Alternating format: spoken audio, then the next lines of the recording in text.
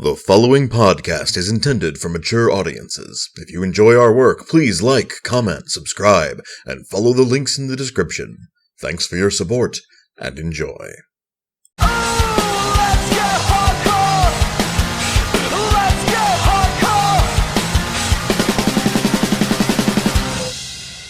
Greetings and salutations, listener. It is I, RJ Chucky, joined, as always, by my fellow salt miner, the boy.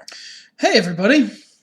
This is the Two Nerds podcast regarding Survivor Series in the year of our Lord Cthulhu 2016. That's the star date, for those of you who are just joining us. Hey, alright, so spoiler-free review, it's a good show, and main event was fucking stupid. Alright, we're moving past the spoiler-free portion. 5 seconds, 1, 2, 3, 4, 5. The main event was fucking ridiculous. I'm gonna let you spin. I'm gonna get some tea. And I'm just It's not gonna take me that long. Okay. I refuse to give this fucking main event more time than the actual match. So I've only got a minute 25 to get my point across. So let's fucking minute 25 on the clock. You have... Alright, facts of the match. Goldberg comes in, they start the match. Goldberg clowns Brock Lesnar, hits him with 2 spears and a jackhammer, and those are literally the only moves in the match. Alright. Both men got to shove one another. You have wasted The Undertaker's streak, Brock Lesnar's amazing title reign, The Undertaker killing all of your top talent, crushing John Cena no less than 2 occasions, killing Randy Orton most recently, and Brock Lesnar's fucking 3-year build as an unstoppable fucking monster. You have wasted it by feeding him to fucking Bill Goldberg, perhaps the only person in the industry who has a bigger ego than Brock Lesnar. I am genuinely fucking upset about this. It was the stupidest fucking thing I've seen from WWE in like 10 years. I honestly, the gobbledygooker might have been better. I'll keep my thoughts brief as well. I think it's been long enough since a lot of that build happened, with the exception of Randy Orton, of course, that, I mean, a lot of the power of it, the heat, died out of it. But it was establishment. Sure, I'm not arguing with that. I still think it's stupid. I'm not as personally... let me change my use of word there. I'm not as offended by it as you are. You know, at the stupidity of it. I agree that it's stupid. I'm just not... It's not in my heart. My bar for them was so low. Right. No, I understand. It was... Honestly, I had more faith in the WWE than that. And my bar for them is so low. But, I mean, you know me, my friend. We've watched 2 years, coming on 3, worth of pay-per-views together for this show. All right? When something's bad, I'm there. Last pay-per-view, the whole cruiserweight debacle... I was furious. I was madder than you are right now. But this is so far down. When it's so fucking stupid, I laugh. It's just too far down. It's just so fucking, like, they might as well have tied a flag to Bill Goldberg's butt that said wrestling is fake. Because this is so fucking bonkers. This is the most ridiculous thing I've ever seen. Like you said, including the cooker. What?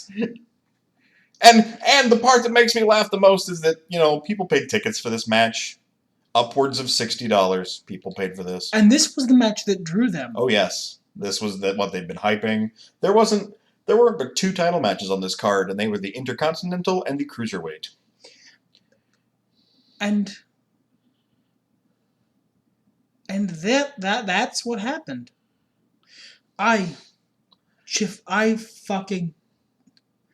I don't even know what I don't even know what to say. It is the stupidest goddamn thing I've seen from pro wrestling, perhaps ever. It's one of those things where no matter how... Look, okay, best case scenario. Like Blue Sky, right? Okay.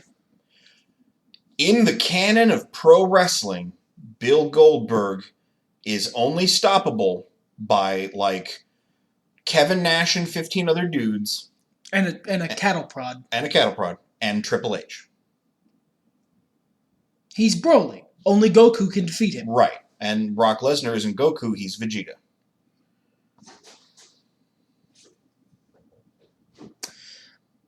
I mean, sure. It's this dumb explanation, but it's this fucking. It's better than the one we're gonna get from them. All right, and that's I mean, that's blue sky. All right, you're right. It's dumb because that's pretending like every wrestling fan over the age of 12 doesn't know how the industry works at all. Yeah, pretty much. And that's our best case scenario. But I think we've exceeded a minute and 25 seconds. Yeah, we've done about 3 minutes. We've actually more than doubled the time of the match. So I think it's time to scale on back to the beginning of the night, and let's talk about. Well, I don't think there's any competition for worst match of the night. So let's talk about one of the good matches of the night. I would say this pay-per-view was fun, but ultimately disappointing. I would say if you cut off the last match, because no. All right, and fuck it, I agree. Fun, but ultimately disappointing. The male singles Survivor Series match was fantabulous. Yeah, absolutely amazing. Yeah, that was just great, bell to bell. But yes, let's start from the beginning. Let's get to the tippy top, as Mike Posner would say. Reminding me about a good song to take the edge off how mad I am. I just gotta, you're my homie. I gotta do for you. All right. So there was one of the 3 Survivor Series matches. This one being the ladies match, which was a good call, by the way. I'm glad they brought back the Survivor Series match. I'm glad they weren't afraid to do a pay-per-view without the title involved. I feel like that's why they did the main event we will not speak of. But at the same time, I also feel like Brock Lesnar paved the way for this to be a possibility. Making it more about the spectacle then. But I'm going to be honest with you. Like, this was a fun-ass match. The ladies match? Yes, it was. Like, all the Survivor Series matches were actually super fun. I don't have it in front of me, so what was our rundown? Who was on which side? Team Raw was Charlotte, Bayley, Alicia Fox, Sasha Banks, and Nia Jax, versus Team SmackDown, which was Becky Lynch, Alexa Bliss, Carmella, Naomi, and was going to be whichever Bella, and was a last-minute sub in for Natalya. Side note, amazing call, WWE. Yeah. Subbing in the Canadian for whichever Bella, because that's a good way to get a lot of nice, solid, easy, cheap heat. Good call, WWE. You're going to hear me say that a lot about the rest of this card. I just want to point that out real fucking quick. I agree that it was a good call. And I mean, I love most of these women's entrances. I love them as athletes, except for Alicia Fox. I'm glad they broomed Alicia Fox fast. Yeah, like she didn't fuck everything up. She was second elimination, and that was for the best. It wasn't the best multi-person women's match we've seen in a while. But they have a lot of those, so that's a big field of contention. I appreciate that they sold a lot of storylines, that they built the Bayley Charlotte thing stronger, that they built the Carmella and Becky Lynch thing stronger. You're right. This was a really good set of storylines that got sold here. I'm not mad about it at all. The match was about 17 minutes. It was fun. I don't remember the elimination order. I don't remember the elimination order of basically any of these matches. Maybe the actual main event. I might remember the elimination order of it. I don't even, because for a while there, everybody was everywhere. Yeah, but we'll hit the highlights. Highlights for the ladies match. I think Naomi's entrance deserves its own spot on the highlight list. It always does. Naomi's entrance is amazing. Alexa Bliss is amazing. I wish she did the glitter blizzard instead of the other thing, but because it's like a cool sunset flip power bomb from the corner. Yeah, but the other thing is just sort of signature of hers. A splash. Well, it's a good high spot. Like I said in the match, you're right. It's a great high spot. So you use it. It's a big move, but it's not a good finisher because it's, it's a better high spot than it is a finisher. I'll put it like that. I can agree with that. And given that part in the match, I think it would have been a nice idea. But, she's got a lot of the same problems that Kalisto has in that she's so small. The height differences can give her a hard time, working spots with her partner, or her opponents, rather. But I thought, as a character, she was fucking phenomenal in this match.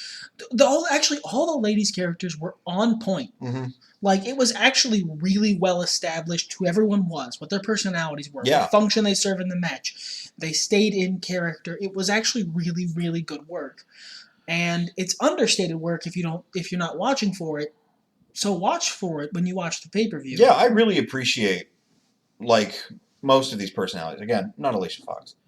This is actually the first time I've seen Nia Jax in the ring, and I dig her. Yeah, she's a monster. Yeah, she's a good monster. She's better than Braun Strowman.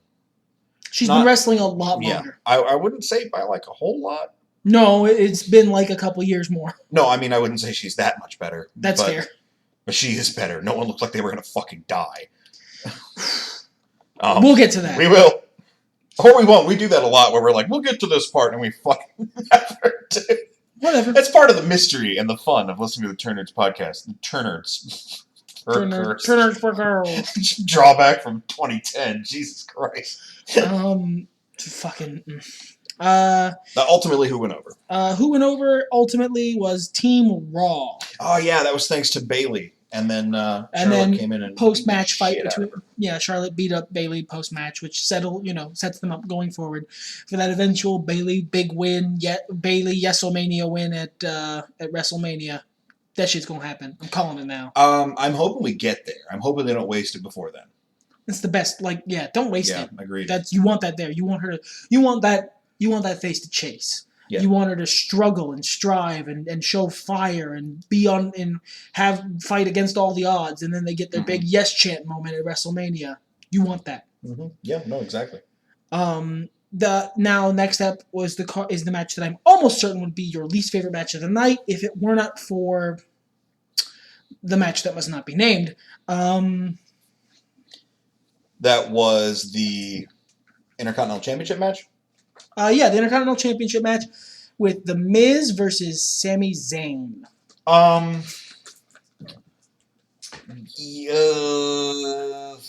Probably. And I know you are a Miz fan, but I believe even during this, you said, this match is just sort of taking place. And that's how I always feel when The Miz is out there. Because what WWE has done with The Miz and the Intercontinental Championship is he's been this heel Intercontinental Champion for most of the fucking year. I want to say around 9 to 10 months. And as he puts it, the never-ending Intercontinental World Tour. Right. I mean, he had his little hiccup with Dolph Ziggler, but that's the exception, not the rule. Ordinarily, he just, he does most of a match, and then Maurice or Act of God finishes the match for him. Yeah, it's really frustrating when a female manager who looks a lot like Maurice wins all someone's matches for someone all the time, forever, and never any other finishes. Shush. No more shade. Don't chase away our listeners. What? No. You know what? Most of our audience didn't even get that. No, it's okay. That's why it's called shade. But no, I mean, I understand the logic. It's fucking Carnival Days logic. You build up the heels so much that everybody wants to see them fail. So they tune in to watch them fail. Maybe he'll lose this time. But it's become Dusty Rhodes booking. Yeah, but it's become the exception and not the rule. Or, them losing has become the exception and not the rule. And, if he won a couple of matches legitimately, fine. Or, I'd rather it be more like a 60-40 ratio, 60 being the 70-30, bro. 70-30. I'll take 70-30. With the 70 being cheating, I'm fine with that, but...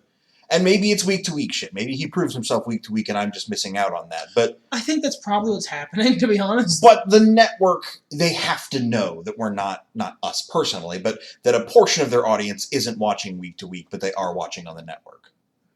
It's why they push Hulu so hard. Their numbers just have to show it. Yeah, but it's why they've been pushing Hulu a lot lately. The last 2 months, I think, they've been pushing Hulu. Whereas before, they didn't fucking, even though they've been on that network, for years.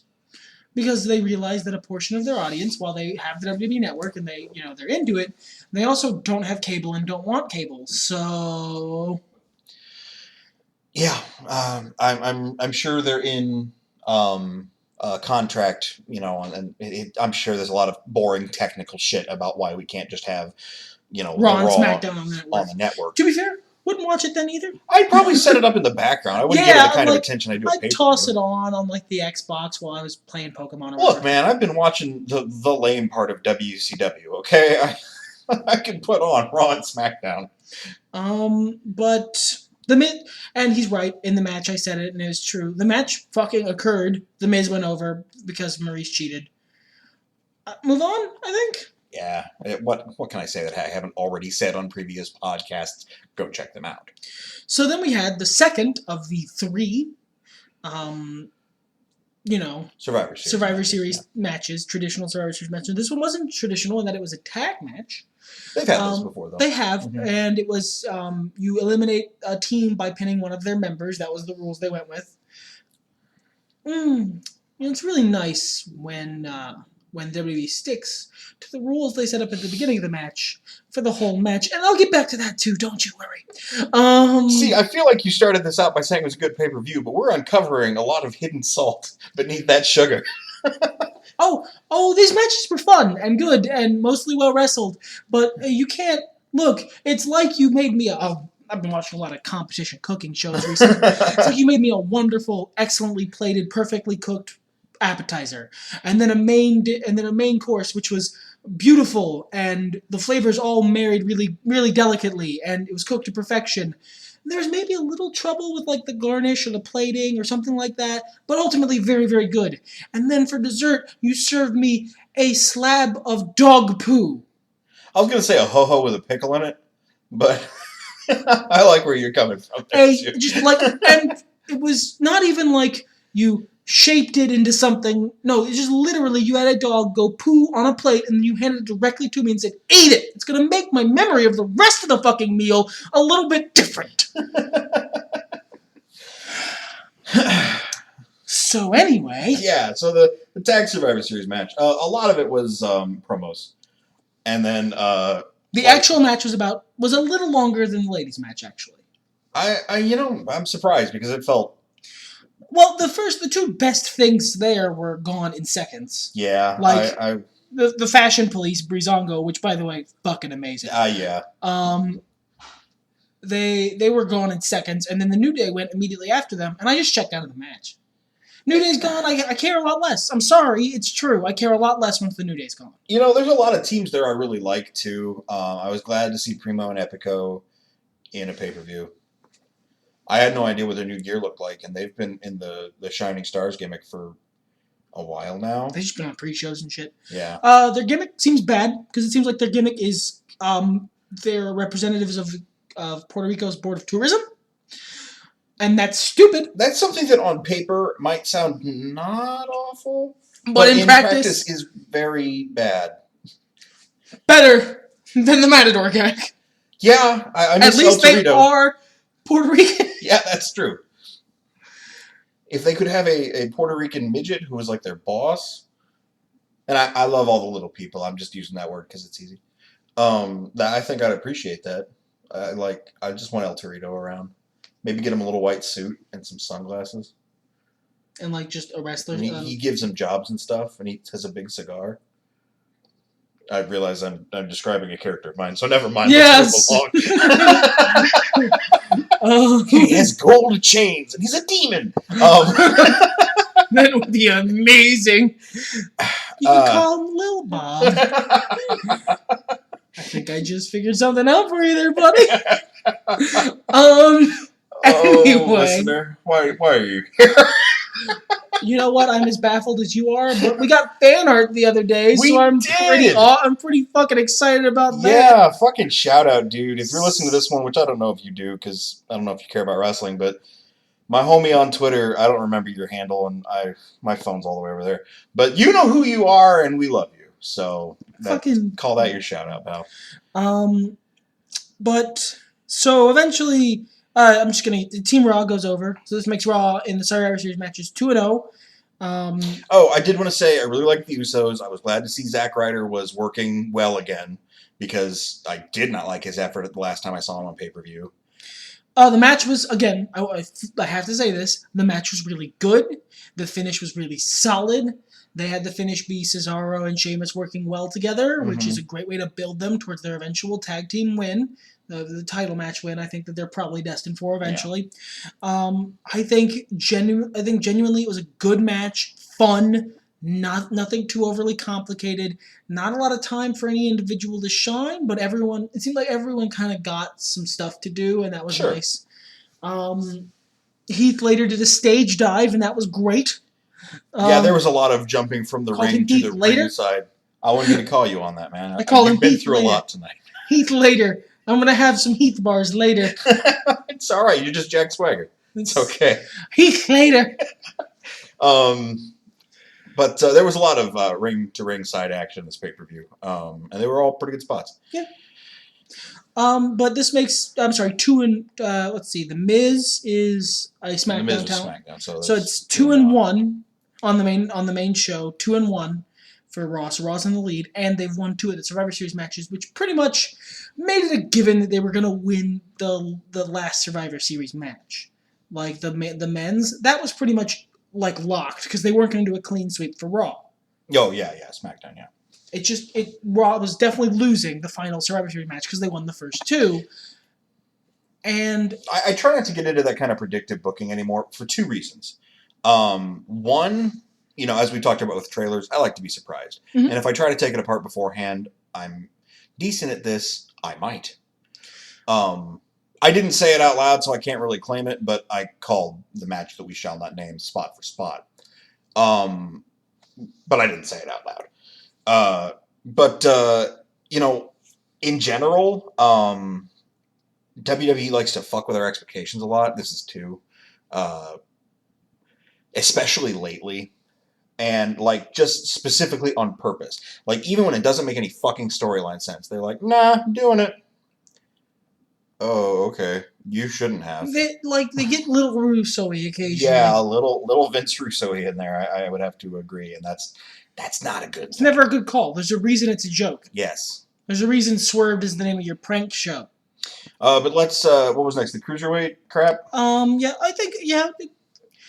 There was some very specific cool shit that happened in the I think Brian Kendrick and, Brian Kendrick versus Kalisto is next. Yeah, Kalisto. Well, I was just saying they put on a good match. There was some cool shit. Brian Kendrick put on a much better match. Yeah, he was actually putting forth effort. It wasn't a dumb, 1 minute and 25-second brawl that ended in a ruse. Don't know what you could be referring to, but I was referring to the last pay-per-view match with the that would be very stupid. Yeah, that would be the stupidest thing I've seen in history. Kalisto was fucking on fire. Even when he stumbled on some spots, he instantly recovered, and I appreciated that. And he made it look good. That's the more important part. Kendrick didn't do anything too stupid. Which means that, they probably like this match. That might be good. Oh, no. No. You see, because Vince McMahon saw that there had been tiny men fighting in his reign for too long, and he sent out a fixer for this problem. A fixer what is big and does a big boot and hates tiny people. He sent out his penis. In comes balding Corbin, and his hair stayed backstage. And it just wrecked everything for no real reason. And because he hates tiny men. Well, yeah, and after the match, you were like, okay, this can go 2 ways. Either Stephanie hired him as a mercenary because he's on SmackDown, but either Stephanie hired him as a mercenary because that's his gimmick, is that he's a mercenary. They've even called him that before.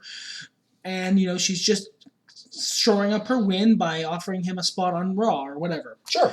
Because he feels like he's not getting the push he deserves on SmackDown. Or, me hate tiny man bad, me hurt. Which, there was a post-match interview with Daniel Bryan where Daniel Bryan was like, Baron Corbin, why did you do the bad thing? And he said, me hate tiny man, me hate, me hurt. You tiny man, me hate you too. No more tiny man. Now no more tiny man on SmackDown. Me balding Corbin. Grrr. God damn, dude. Shave your head. You can look like a penis and join the club. Specifically, the club. No. Let it be. Okay, all right. I'm gonna get out. The match itself was fine. Yeah, the match was great. Brian Kendrick didn't suck. His coat looked really cool in the vignette through a purple filter, but looked really stupid because it was like lilac.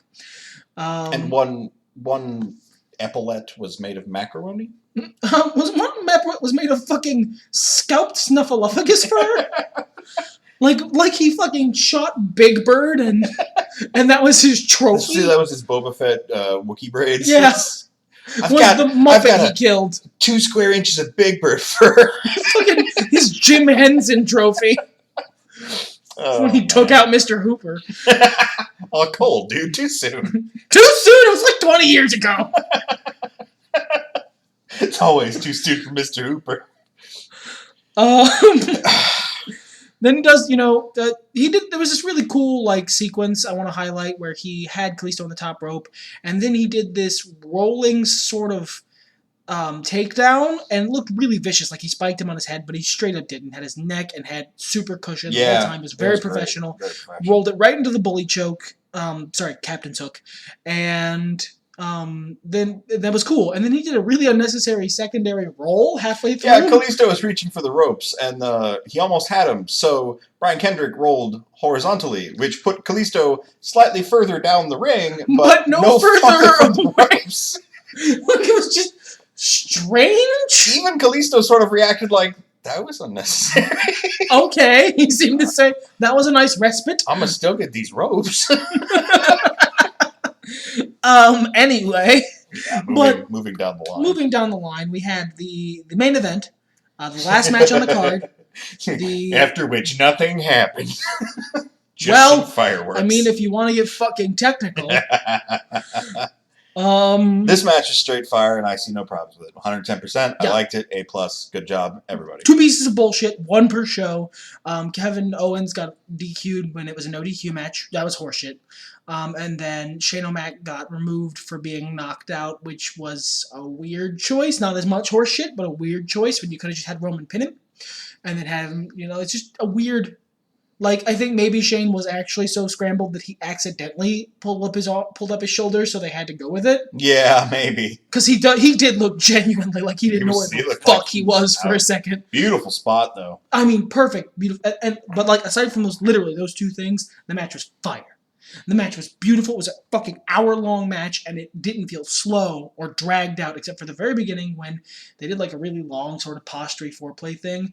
It's almost as if they had to play for time for some reason, but it was great. The match had time to develop. It was beautiful. It was well wrestled. They did the right calls. They got Braun Strowman out nice and quick, but they didn't underutilize him, which was good. He almost killed AJ Styles, which is also, I think, a positive, personally. He almost killed somebody else, too. Braun Strowman, that is not a good thing. He should be in developmental. Yeah, he's got a lot of potential. He's got young Big Show level athleticism, and he doesn't have Big Show's particular form of his disease, so he's not going to get super fat because his thyroid is fucked up.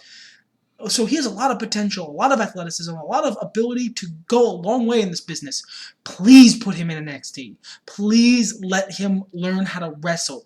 Take him out of the main roster. Look, I know Vince must just spontaneously combust whenever Braun's on TV, but I don't know, get in the NXT tapes. Just fucking please. Braun has a lot of potential, and you're wasting it. You're wasting it by having the fans grow to hate him like the great Khali, like my compatriot here does. I'm sorry, he's big, he can't wrestle, and he doesn't speak English, so... He does, he's fucking from North Carolina. He's actually a really nice guy. I refuse to disbelieve. He's actually a super nice guy. He's really humble. He talks a lot about I'm sure, and I would rather have seen somebody else in that spot. Rusev was the one I named. Really. I mean... but he was right. You needed a big monster like Nia Jax. And you know what? Away from my personal predilections, they're doing exactly what I asked. They are putting guys on the card who don't get a lot of play.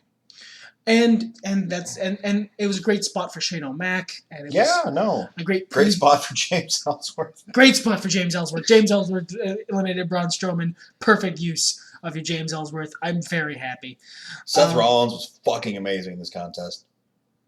Yeah, oh god. Just fucking MVP, I'd say. Yeah, match. definitely. Just absolutely fucking... Roman looked like he was dragging a little bit, honestly. No, I mean, he wasn't. He was fine. He just was being used like Roman Reigns was in The Shield. I mean, even his little, what's the actual name? Drive-by. The Boopadoot? The Doot. It was just a really low impact. I mean, that was camera angles. It was the same as it always is. It was just you don't film that move from the back because he's not actually fucking kicking them in the head because he's not a psycho. So you have to film it from the side, but there was dudes there. Right, That was just okay. camera angles. Okay. Honestly, he's being utilized like Roman Reigns is in a tag match, which is a great use of your Roman Reigns. I was just worried he was a little injured. I mean, I don't have the hate boner for Roman Reigns. Most people. Oh god, the fans really did. Roman was doing the wrestler thing where he's out of the way of the main match, and they started a Roman sleeping chant. Because fucking what culture likes to call Roman Reigns out for being there? I'm fucking calling you out, Adam Blumpy. I'll fight you. Likes to call Roman Reigns out for being, lazy when he's fucking not. He's not. You're an asshole. I mean, I really don't. I just think he's kind of a dick. That's as a personal person, yeah, he's kind of a dick. But he's an okay performer. But as we've seen, the WWE, for some reason, they seem fine with giving humongous dicks giant checks and incredible pushes for absolutely no reason. I don't know. We're talking about the club again? I mean, yes, sure. I mean, I don't know who else I could be fucking talking about. I like to call him big penis and little penis now. Oh god, what was that amazing joke you said? I don't even think you meant to do it, but you were like, no, little penis, get out of there. Oh, little penis, I don't want you in there. You got no business being in there, little penis. And I turned and just said, as the lady said to her disappointing lover. I said, yeah, Carl Anderson. Yeah, that was good times. American Alpha in that match also fucking outstanding. I love them. Yeah, the tag match, they were. Oh my god. But I wanna spend a little more time talking about this fucking main event. Oh yeah, it deserves it, man. Bray Wyatt was amazing. Snake Jesus was amazing. Like this, just I love the Bayou Satan and Snake Jesus working together. Yeah, man. Voldemort for life. We got to see an Avada Kedavra. We got to see a teased curb stomp. We got to see a couple of curb stomps on like fucking straight. ring techs. He straight curb stomped 2 ring techs. He gonna get fined. He gonna pay that fine happily. We got to see a real brief Shield reunion, and it was fucking grand. Yeah, Dean Ambrose was on the SmackDown side, of course, but he got eliminated because AJ Styles didn't feel like helping him. Like AJ Styles just he took the move, he immediately watched and Dean Ambrose is gonna get eliminated. I can stop this real easy. So Dean had about half an hour to process his feelings, and then he came to the conclusion, fuck AJ Styles. He really took his time. And weighed all the options and let things settle. It's not like he waited, I don't know, a minute and 25 seconds and then did something incredibly stupid. No. He let things simmer, and he actually did a good job in taking his time, and he thought about it. He put his brain into it. And he was like, you know what? No, fuck AJ Styles. Yeah. Which is a conclusion I would have come And then to. he came out, and the Shield was the Shield for a second, and they instantly became unstoppable mega gods. And they did their thing, and then AJ Styles got eliminated, and then Dean Ambrose just left. He left. He was like, cool, that's what I was here to do. Done. It was a really good match, and Bray Wyatt was the one who picked up the victory, which I thought was great. With Randy Orton taking the bullet of a Roman Reigns spear, Randy Orton shoved him out of the way, no, Bayou Satan, I'll save you. It was gorgeous. Because Randy Orton's not the legal man, so what does he care if he gets speared? That leaves Roman Reigns having just speared a guy off his center, and Bray Wyatt ready to capitalize. That was some smart fucking moves by Randy Orton. It was a really great finish. The exact right guy went over. It was having Roman be the last guy on the Raw side, also a really good call. Yeah, because that causes the fans to go, God damn it, you're going to put Roman Reigns over. And then they don't. And the fans are like, yay, I'm happy now. I'm happy now because someone who isn't Roman Reigns won, and I have an unreasoning hate boner. You know what, though? Put that on the shelf for a second, because the person who wasn't Roman Reigns that won was Bray Wyatt, and oh my god. Right? He needs it. Oh, and it was so good. The right guy won. If it was between Roman and Bray, definitely Bray. There were kids in the crowd that were happy that Bray Wyatt won. It was great. They cut to a kid who was like, yay. It was an hour-long match. That's a fucking ridiculous length of time. I didn't feel bored, man. No, it was good. It moved. It moved fast once it got going. Mm-hmm. That fourth hour of Survivor Series ticked away pretty well. Yeah. It's just almost as if something I would say this was a really good pay-per-view. Ultimately a little disappointing because it seemed like every match except for the women's and the men's Survivor Series matches ended a little what the fuck? Anywhere from to God damn it, not again to fuck you, Baron Corbin. I forgot what we decided the club's name were. What was it fucking the Enzo and Cass called? I remember that because It was Andy and something else. That's their names now, so whatever. Big penis, little penis. Yeah, big penis, little penis. But that was the end of the show. Nothing else happened after that. I think ultimately it was a good show. I would say a solid B+. If that was the end of the show, yeah. I would say a solid B+. All right, look. Maybe an A-. I got to grade. You'd have to grade this shit on a curve. The thing that's pulling it along being the men's Survivor Series match, because there was nothing wrong with the women's match. It just wasn't as good. It happened. It was fun. It was really the rest of the match was. All right, that's actually a great way of phrasing it. The rest of the pay-per-view was fun, but a little disappointing. If we're just talking about the men's Survivor Series match, that was an A+ with a fucking gold star on it. Perfect wrestling match. You know what? The rest of the show was like a BC. It was like a Raw. This was fine. Yeah, it was a fun Raw. It was like an anniversary Raw. Yeah, fun. Very cool. A lot of cool shit happened.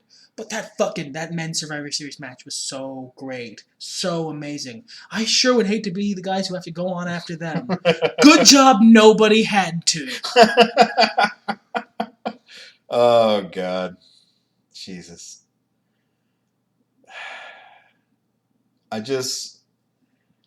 Goddamn. Pretty much. So we got 2 weeks until TLC. No stairs yet. Can hold out hope. Hey, maybe they'll do a last-minute run-in. Yeah, maybe the stairs. I want it to be Big Show with like a sandwich board of stairs. He just burbles down to the ring. Like ampersand up top and then don't forget about me! Kudos to Phillip Brooks. You gave us the word burbles, and I'm happy. He also gave us the 3 of the biggest talents in the WWE right now. 2. Roman was not his idea. Roman was stapled on gently. He wanted Chris Hero. Yeah, I'm not a gigantic Chris Hero fan, so I'm okay with that. I think that's about wraps us up. Yeah, I think it does, my friend. It's been a lovely journey surviving through the series with you. Everything's better when nerds talk about it. Fuck it, let's get hardcore!